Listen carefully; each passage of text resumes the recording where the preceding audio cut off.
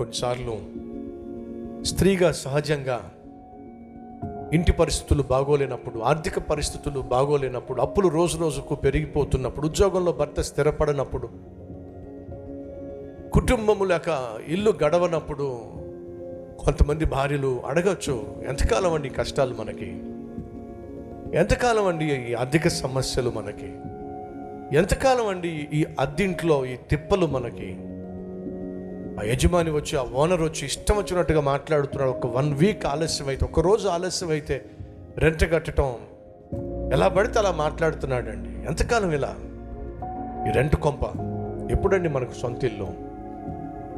ఎప్పుడండి మనకంటూ ఒక చిన్న కారు? ఎప్పుడండి మనకి కష్టాలు తీరిపోయేవి? ఎప్పుడండి మనం సుఖంగా ఉండేది? ఈ ప్రశ్నలు సాధారణంగా వేస్తూ ఉంటారు. ఆ ప్రశ్నలకు జవాబు ఇవ్వలేక భర్తలు సతమతం అయిపోతూ ఉంటారు.